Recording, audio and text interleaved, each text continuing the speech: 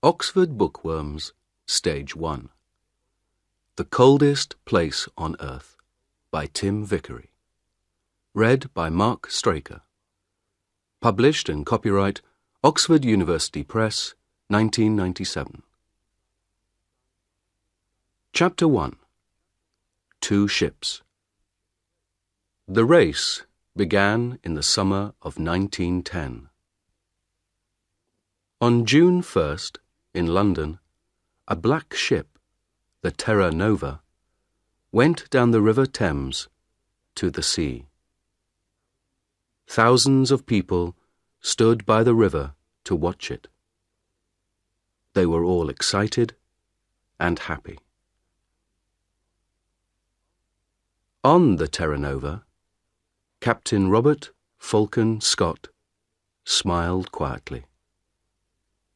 It was a very important day for him.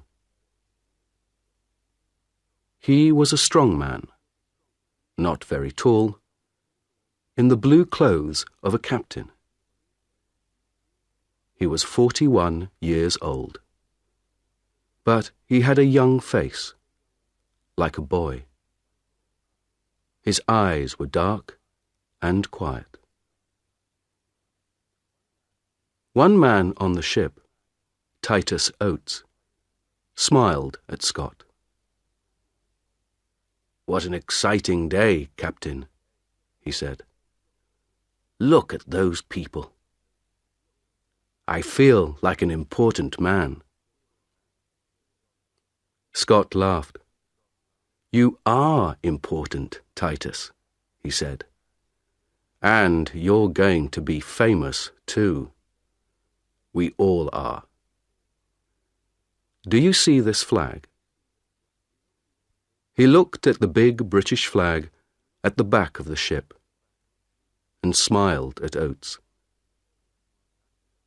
"That flag is coming with us," he said. "In the Antarctic, I'm going to carry it under my clothes.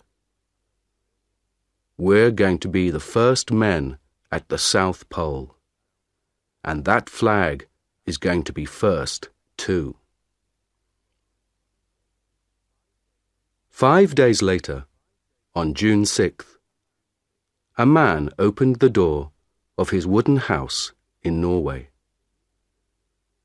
He was a tall man with a long face. He waited outside the house for a minute. Everything was very quiet.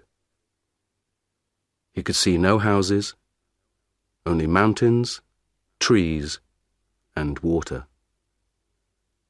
It was nearly dark.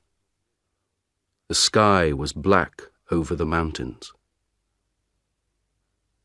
The man smiled and walked quickly away from the house, down to the sea. In the water, a big wooden ship waited for him. The man got onto the ship and talked and laughed quietly with his friends. The ship's name was Fram, and the man was Roald Amundsen. The Fram was the most beautiful ship on earth, Amundsen thought. His friends were the best skiers on earth, too. One of them, Olaf Bjaaland, smiled at him. "North Pole, here we come, Captain," he said. "Yes," Amundsen said. His friends could not see his face in the dark. "Fram is going to the Arctic." Everyone on the Fram was ready to go to the North Pole, to the Arctic. Amundsen wanted to go there too. But first, he wanted to go south. His friends didn't know that. At midnight, on June 6th, the Fram moved quietly away from Amundsen's house, out to sea.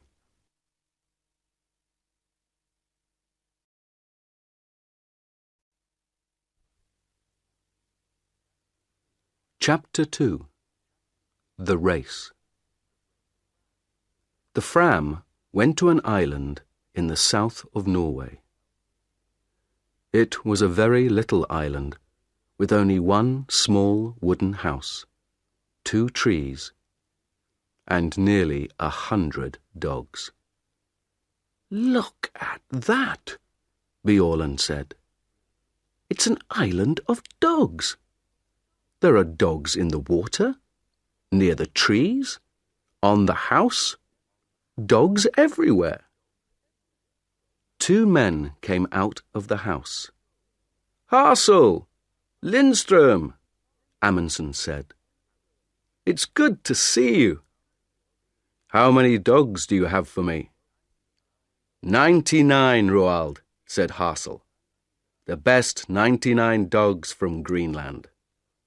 And they're very happy. They don't work, they just eat and play all day. They're having a wonderful summer here." "Good, good," Amundsen laughed. "But that's finished now." "Hey, Bjaaland, stop laughing. Come down here and help me. Let's get all these dogs onto the ship." It was not easy. The dogs were fat and strong, and they didn't want to go on the ship. But at last, after 3 hours' hard work, all 99 were on the ship, and the Fram went out to sea again. The men were not happy. The weather was bad, the dogs were dirty, and some of the men were ill. They began to ask questions. "Why are we bringing dogs with us?" asked one man, Johansson. "We're going thousands of kilometers south, past Cape Horn, and then north to Alaska. Why not wait and get dogs in Alaska?" "Don't ask me," said his friend Helmer Hansson. "I don't understand it." The men talked for a long time. Then, on September 9th, Amundsen called everyone to the back of the ship. He stood quietly and looked at them. Behind him was a big map. It was not a map of the Arctic. It was a map of Antarctica. Bjaaland looked at Helmer Hansson and laughed. Then Amundsen began to speak. "Boys," he said, "I know you are unhappy. You often ask me difficult questions, and I don't answer. Well, I'm going to answer all those questions now, today. We began to work for this journey 2 years ago. Then, we wanted to be the first men at the North Pole. But last year, Perry, an American, found the North Pole. So, America was first to the North Pole, not Norway. We're going there, but we're too late." "I don't understand this," Bjaaland thought. "Why is Amundsen talking about the North Pole, with a map of Antarctica behind him?" Amundsen stopped for a minute, and looked at all the men slowly. No one said anything. "We have to go a long way south before we get to Alaska," he said. "Very near Antarctica, you know. And Captain Scott, the Englishman, is going to the South Pole this year. He wants to put his British flag there. An American flag at the North Pole, a British flag at the South Pole." Bjaaland began to understand. He started to smile and couldn't stop. He was warm and excited. "Well, boys," Amundsen said slowly, "do we want the British to put their flag at the South Pole first? How fast can we travel? We have a lot of dogs, and some of the most wonderful skiers on earth. Bjorland here is the best in Norway. So, I have an idea, boys. Let's go to the South Pole and put the Norwegian flag there before the British. What do you say?" For a minute or two, it was very quiet. Amundsen waited, and the men watched him and thought. Then Bjorland laughed. "Yes," he said. "Why not? It's a ski race, isn't it? And the English can't ski. It's a wonderful idea. Of course. Let's go."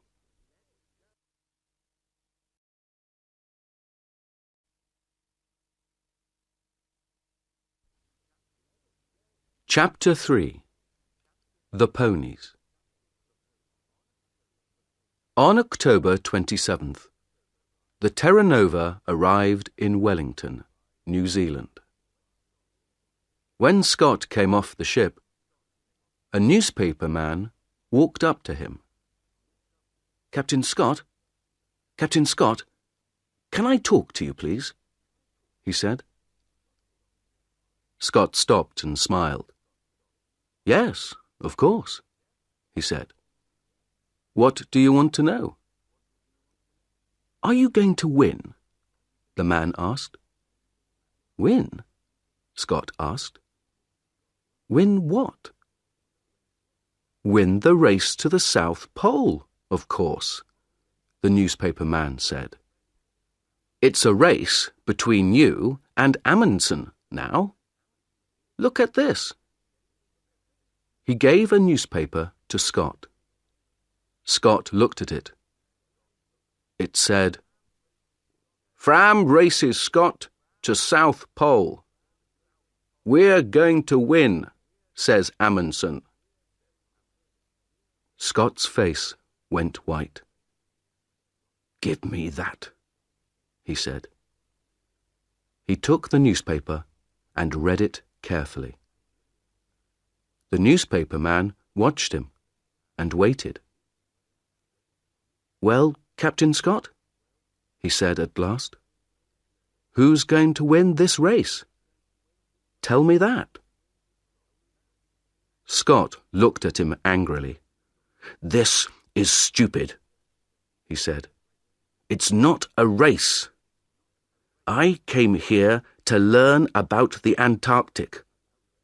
I'm not interested in Amundsen or in races." Then he walked back onto his ship, with the newspaper in his hand. Later that day, he talked to his men. He gave them the newspaper and laughed. "It doesn't matter," he said. "We're in front of Amundsen. And we have more men and more money. He has only 8 men and a lot of dogs. I know about dogs. They don't work in the Antarctic. We have 16 men and the new motor sledges. They are much better. And tomorrow the ponies are coming.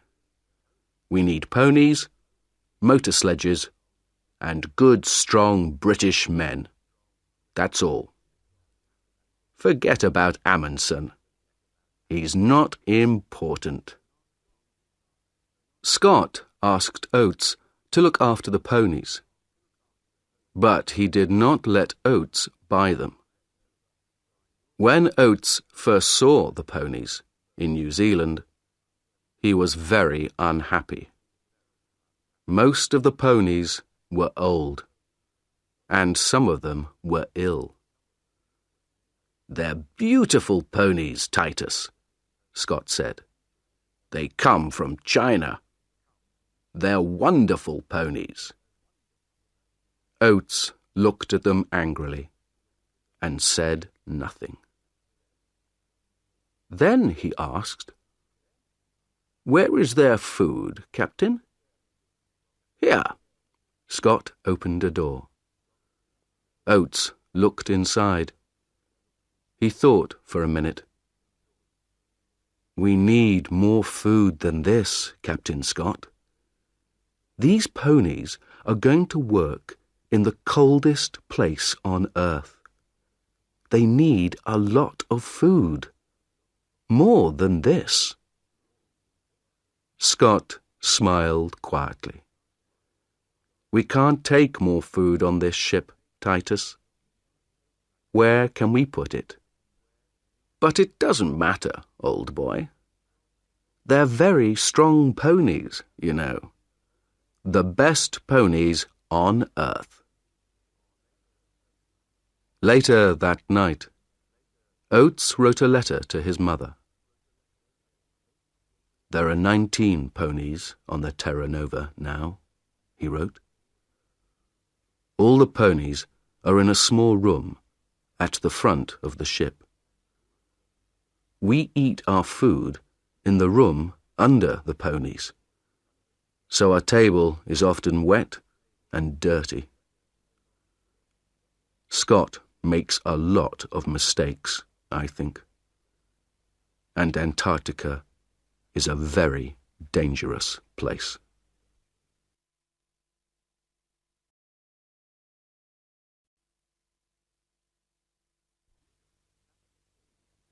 Chapter 4. Food Depots.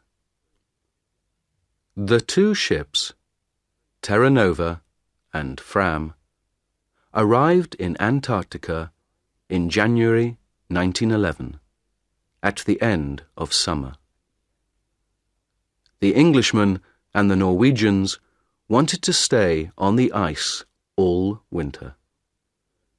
They wanted to be ready to go to the South Pole at the beginning of the next Antarctic summer. The dogs pulled the Norwegians' sledges. They ran quickly over the snow and pulled the big sledges from the ship onto the ice. The men ran beside them on skis. They put a big wooden house on the ice. The house was full of food and skis and sledges. They called it Framheim. Outside the house, the dogs lived in holes under the snow. When the house was ready, the men made their first journey south. Before the winter, they wanted to take a lot of food south and leave it in depots. For the long journey to the pole, they needed a lot of food, and they couldn't carry it all with them. On February 10th, 5 men, 3 sledges, 18 dogs, and half a ton of food left Framheim and went south. It was easy. The weather was warm for the Antarctic, between -7 degrees centigrade and -17 degrees centigrade. The snow was good, and the dogs and skis went fast. They went 50 or 60 kilometers every day. After 4 days, they reached 80 degrees south and made the first depot. Amundsen made his depot very carefully. It was very important to find it again next summer. So he put a big black flag on top. Then he put 10 flags to the east of the depot, each flag half a kilometre from the next, and 10 flags to the west. So, there were flags for 5 kilometres to the left of the depot and 5 kilometres to the right.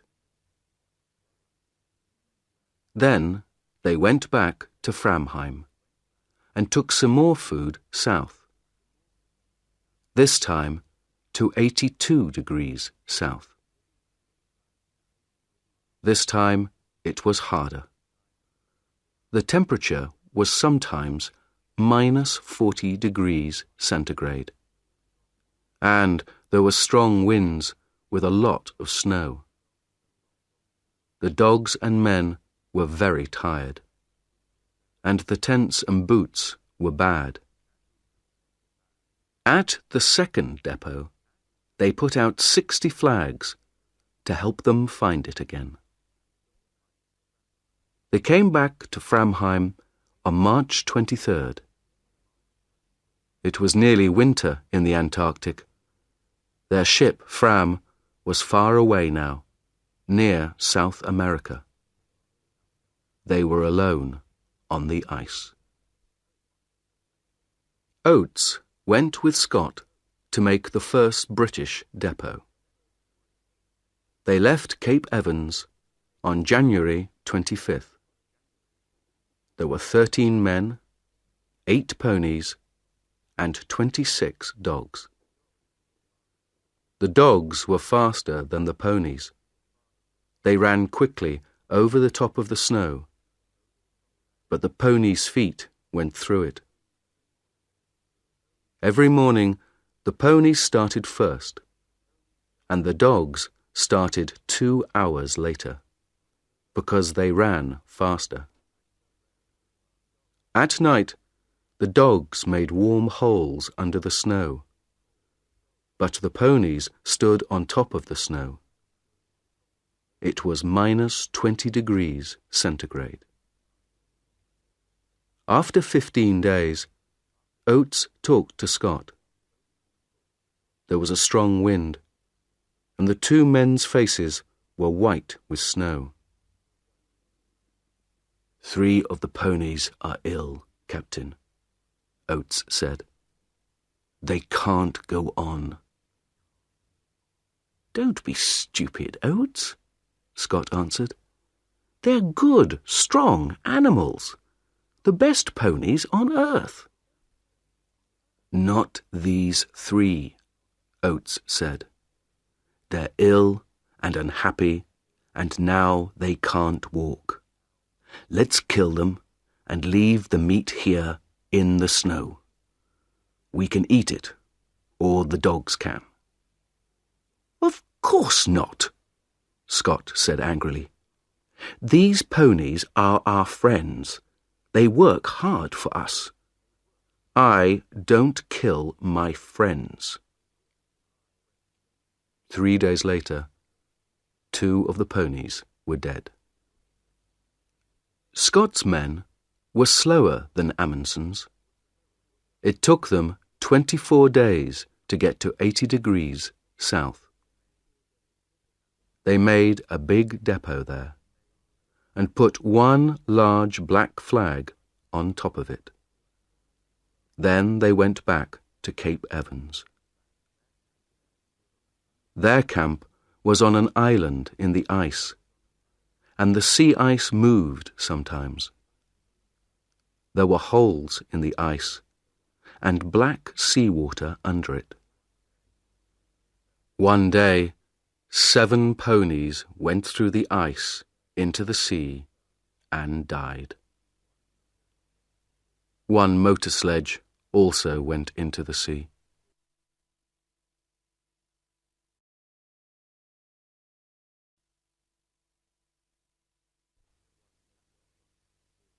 Chapter 5.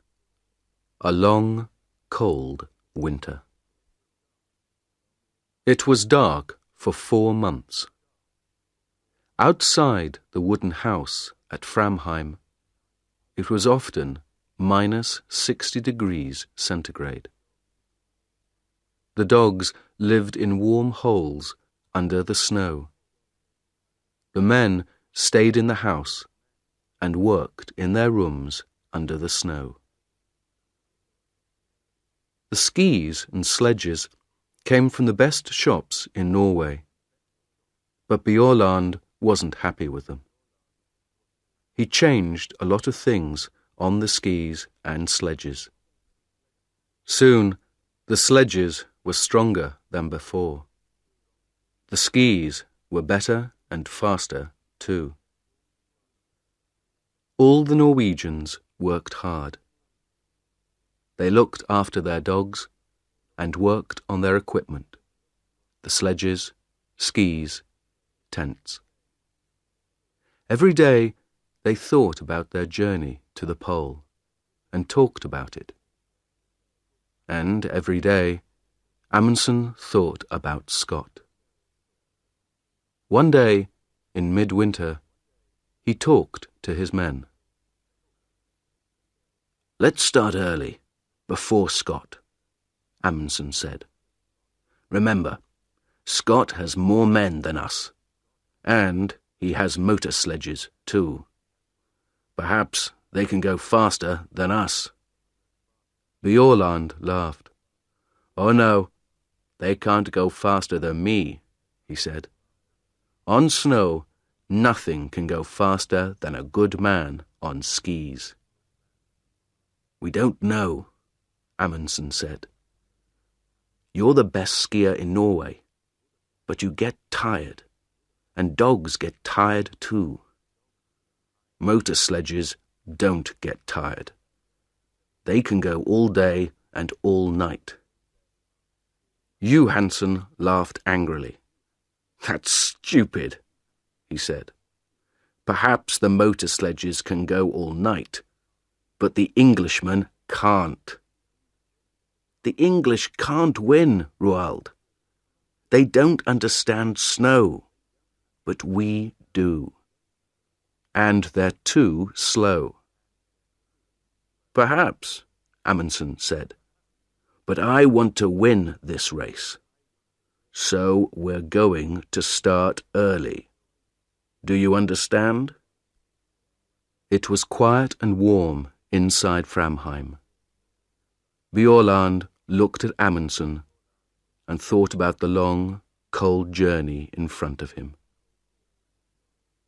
He thought about the dogs in their holes under the snow and listened to the wind over the house. "When, Roald?" he said quietly. "On August 24th. The sun comes back on that day. We start then." "But we can't," Johansen said. He looked angry and unhappy. "That's too early. We can't start then. It's dangerous and stupid." Amundsen looked at Johansen coldly. "You're wrong, Johansen," he said. "We want to win, remember?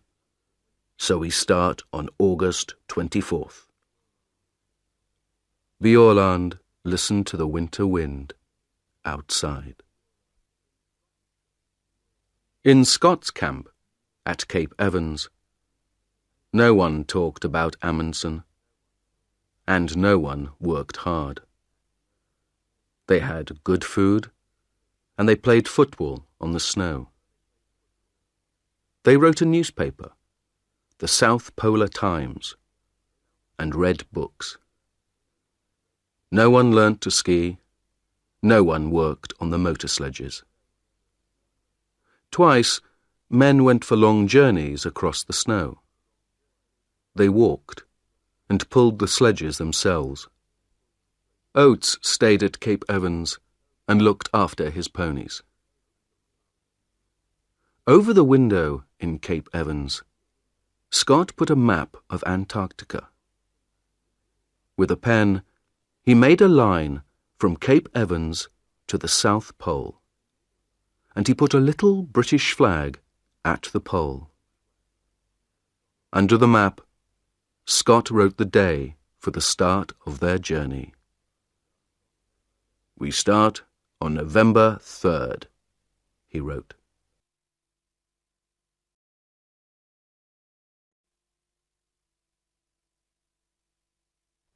Chapter 6. A Bad Start.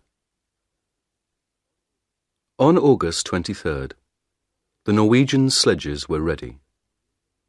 They took them outside, and the dogs pulled them across the ice.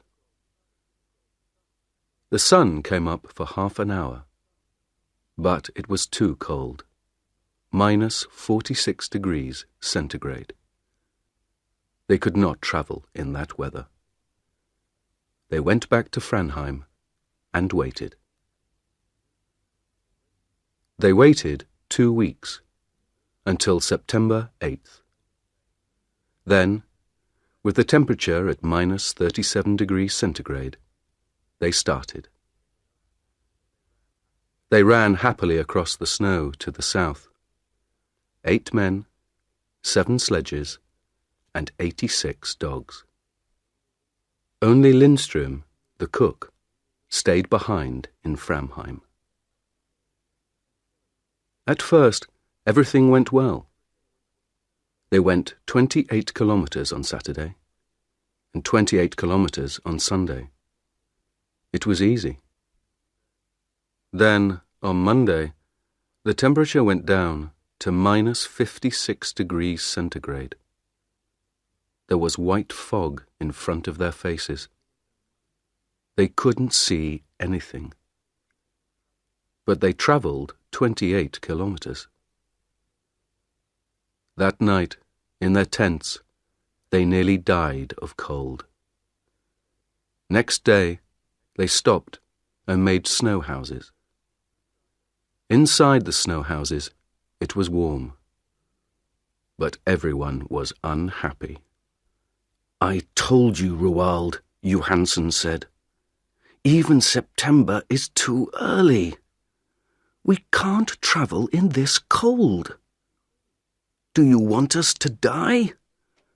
Let's go back and wait for better weather." Amundsen was very angry. He was angry with Johansen, but he was angry with himself too. He knew Johansen was right.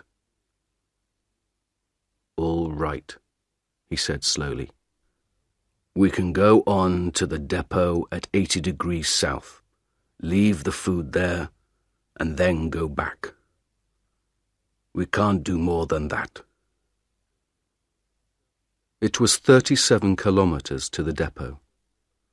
The wind was in their faces all day. 2 dogs died on the way. At the depot, they did not stop. They put out the food and the flags, turned round, and went north. At last, the wind was behind them. The dogs ran quickly, and the men sat on the empty sledges. They went faster and faster. It was like a race. Amundsen was on Wisting's sledge, and soon he, Wisting, and Hansen were 3 or 4 kilometers in front. Soon they were alone. They travelled 75 kilometers in 9 hours, and they reached Framheim at 4 o'clock that afternoon.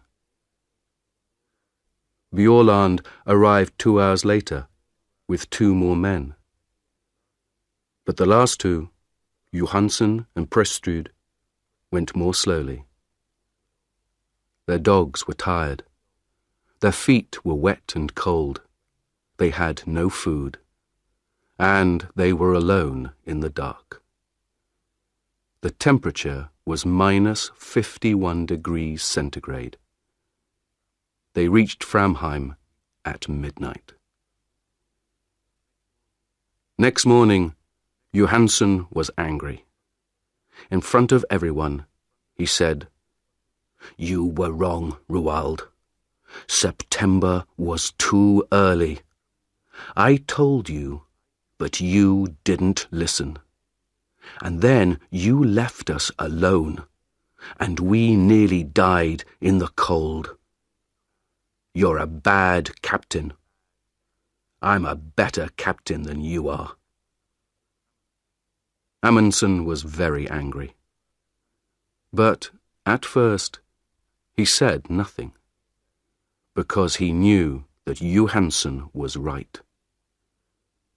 Then, that evening, he gave a letter to Johansen.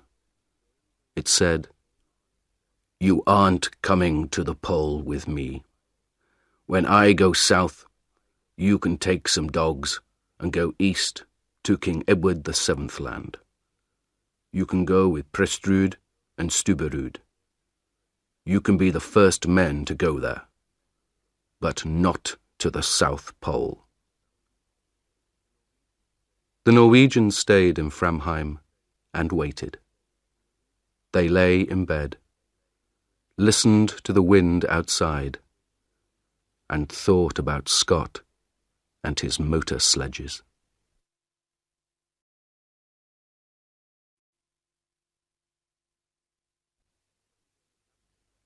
Chapter 7. Motor Sledges and Mountains. Scott had 2 motor sledges now. They were the first motor sledges in the Antarctic, the first on Earth. On October 24th, the motor sledges started south from Cape Evans. 4 men went with them, but Scott stayed at Cape Evans for another week. Oates was unhappy. He wrote to his mother, "We had a very bad winter here. I don't like Scott. We were here all winter, but he didn't learn to ski or to drive dogs.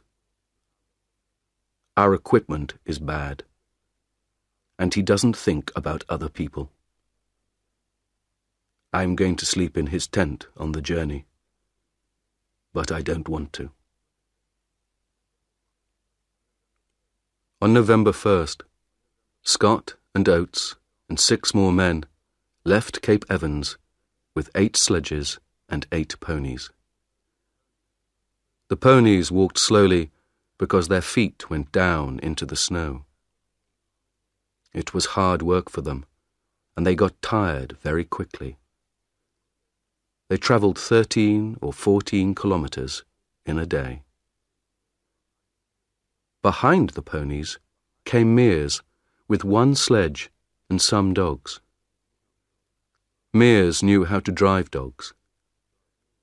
Every day, Mears started 2 hours after the ponies and arrived 2 hours before them. After 5 days, they found the motor sledges. The Norwegians began again on October 20th.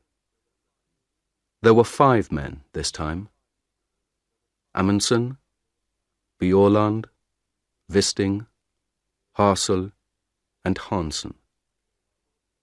They had 4 sledges and 48 dogs. There was a lot of wind and fog. On the first day, Wisting's sledge suddenly stopped, and the back went down. "Come on, you dogs," he said angrily. "Pull, pull." At first, nothing happened. Then, slowly, the sledge moved again. Wisting looked down over the side of the sledge. Under the snow, there was a 50-metre hole. "Did you see that?" Amundsen said. "The ice wants to eat us. Men, dogs, sledges, everything." On the 4th day, they reached the depot at 80 degrees south. There was a bad snowstorm, but they found the flags easily. Next day, the men stayed in their tents, and the dogs played in their holes under the snow. They were all happy, They had a lot of food, they had good equipment, and they were warm. They could travel fast. Next morning, the snowstorm stopped, and the journey began again. Today, everything is wonderful, Bjaaland wrote in his diary. But where is Scott? In front of us or behind? There was no one with the motor sledges. They were broken. Scott looked at them angrily. "It doesn't matter," he said. "Teddy Evans and his men are in front of us. They're good men. They're pulling their sledges themselves. We can get to the pole on foot." Oates looked at Mears. Oates and the ponies were tired, but Mears and his dogs were not. The snow was home for them. That night, Oates wrote, 3 motor sledges at £1,000 each. 19 ponies at £5 each. 32 dogs at £1.50 each. Well, it's not my money, it's Scott's. On November 21st, one of the ponies died. On November 11th, the Norwegians saw the mountains. The mountains were very high, some of the highest on earth. Bjaaland smiled. "There is good skiing up there, Roald," he said. "But can dogs get up there too?" "Of course they can," Amundsen said. "Come on." They left Hansen with the dogs and skied a little way up the mountains. It was difficult, but the mountains were big and beautiful. Behind the mountains, Amundsen thought there was a high plateau of ice. "That's it," Amundsen said. "That's the road to the pole. Tomorrow we can bring the dogs and sledges up here. But now, let's have a ski race. Who can get back to camp first?" They laughed and skied happily down the white snow. "This is like home," Bjaaland thought. "But it's bigger than Norway, and better." In the next 4 days, the dogs pulled the sledges 81 kilometres and went up 3,000 metres. At last, Amundsen and Bjaaland stood on the plateau behind the mountains. They were tired, happy men. Bjaaland looked back at the mountains. "Can a motor sledge get up here?" he asked. Amundsen smiled. "No," he said. "I don't think so. And Scott doesn't like dogs. So his men are going to pull their sledges up these mountains themselves. Would you like to do that, Olaf?" Bjaaland didn't answer. He smiled and skied happily away across the snow.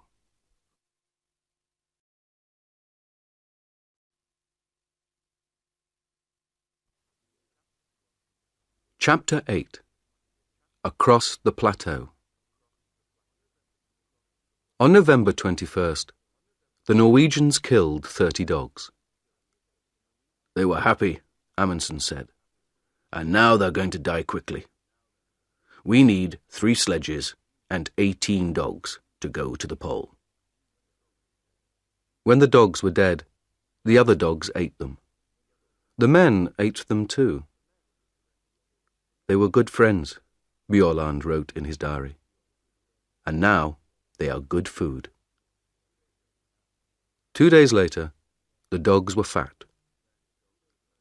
Then, in a snowstorm, they began the journey again.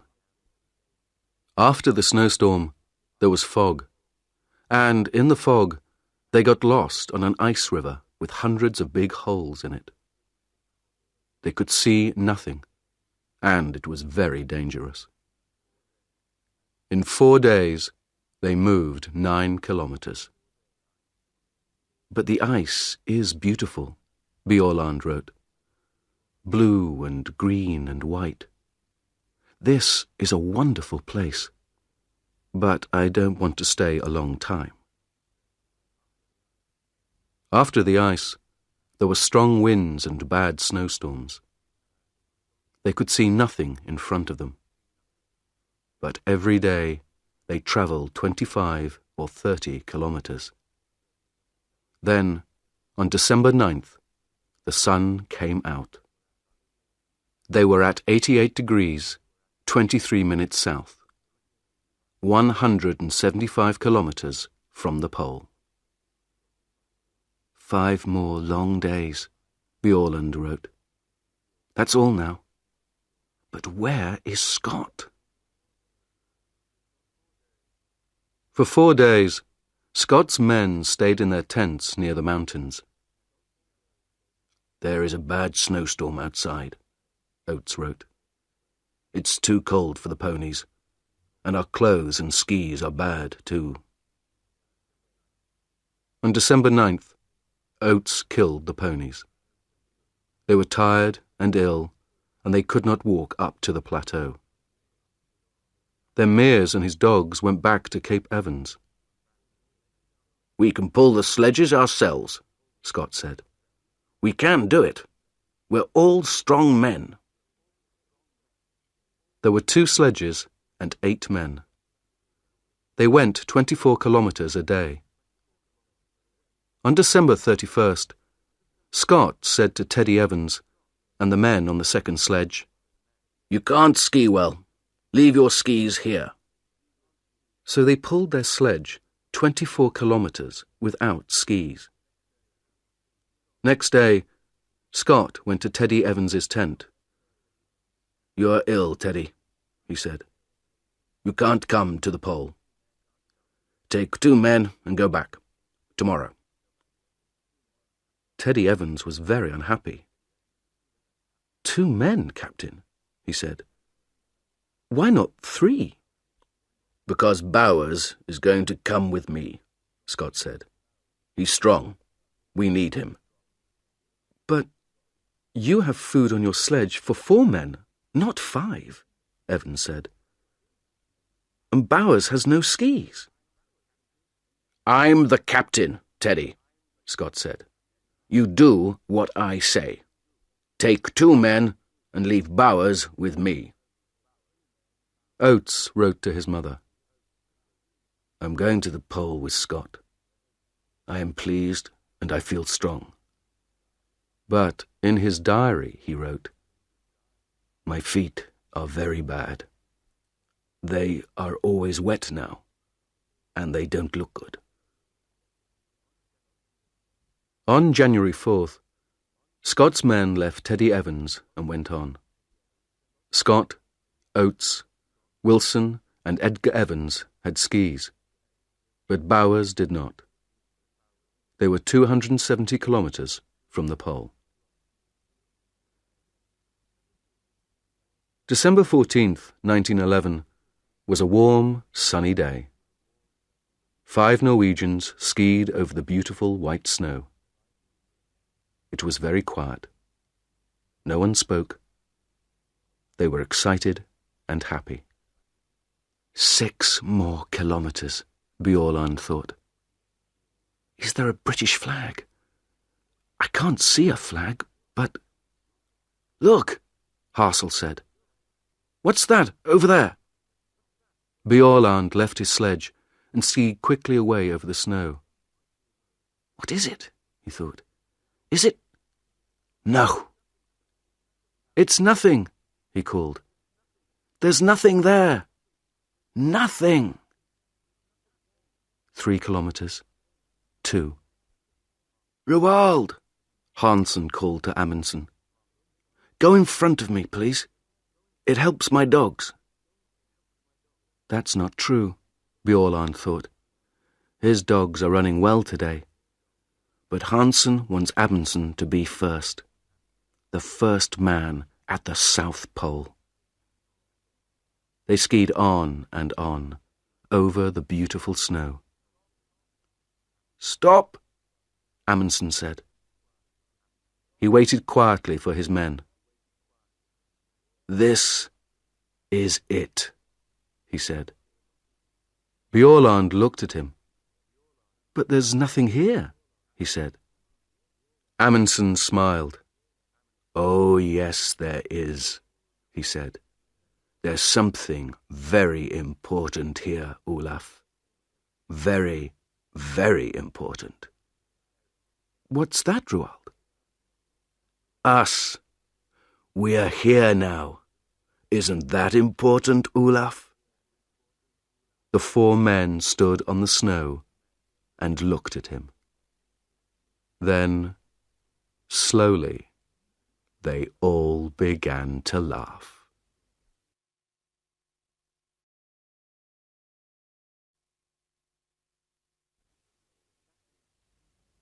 Chapter 9. The End of the Race. The Norwegians stayed 2 days at the pole. They left a tent there, with a Norwegian flag on it. Inside the tent, they left some food, a letter for the King of Norway, and a letter for Scott. They left some more black flags near the pole, and one 28 kilometers north. Then they skied away, back to the north. "It's a beautiful day," Bjaaland wrote. "The sun is warm, the snow is good. But the dogs run too quickly. I can't get in front of them." They found their depots easily. There were 10 between the pole and Framheim. Each depot had a lot of food. They laughed and skied quickly down the mountains. Often they skied 50 kilometers a day. On Friday, January 26th, 1912, they came back to Framheim. It was 4 o'clock in the morning. Inside the wooden house, Lindström, the cook, was asleep. Amundsen walked quietly to his bed. "Good morning, Lindström," he said. "Is our coffee ready?" The black flags waited at the pole. "What's that, Captain?" Bowers said. "Over there." "Where?" Scott asked. "What? Oh, my God." They all saw the small black flag in the snow, 2 kilometers in front of them. Slowly, they pulled their sledge to it. Next day, January 17th, 1912, they found the tent and the Norwegian flag. Near it, Scott took the British flag from under his clothes and put it up. In his diary, Scott wrote, "This is a very bad day. We are all tired and have cold feet and hands.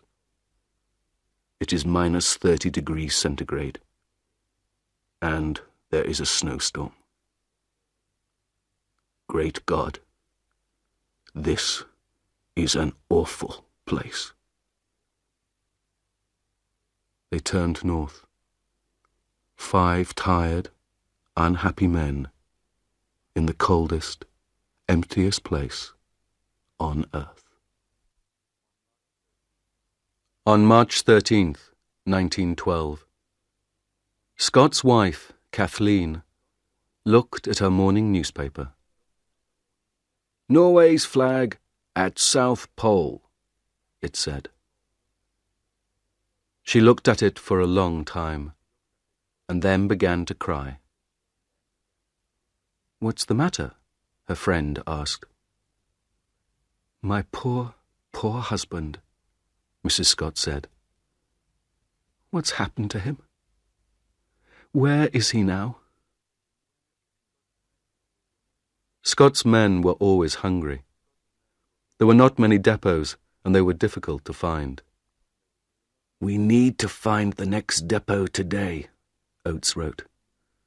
"But how can we find one black flag in all this snow? It's very difficult. And there is food for 4 men, not 5. They were all tired and ill, too. Oates's feet were black now, and he could not feel them. On February 16th, Edgar Evans died. On the 17th, they were past the mountains. At the depot there, they ate one of the dead ponies. Then they went on. 10, 11, 12 kilometers a day. They were ill because their clothes were not warm, and they didn't have much food. The temperature was sometimes minus 40 degrees centigrade. On March 7th, Scott looked at Oates's feet. They were big and black. "I can't pull the sledge now," Oates said. "It's very difficult to walk. Am I going to lose these feet, Captain?" Scott looked at Oates's feet and said nothing. On March 9th, they found another depot, but there was not much food.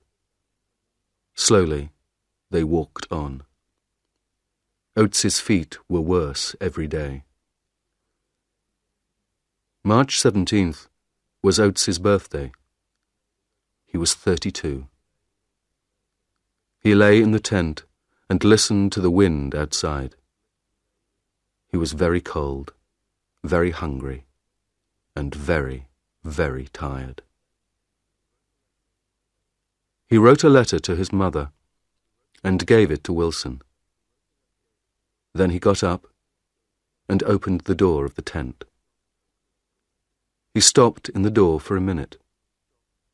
Scott, Wilson, and Bowers looked at him. They didn't speak. "I'm going outside for a minute," Oates said. "I may be some time." They didn't see him again. At Cape Evans, the Englishmen waited. On December 11th, Mears and the dogs came back. On January 3rd, Teddy Evans and his 2 men arrived at Cape Evans.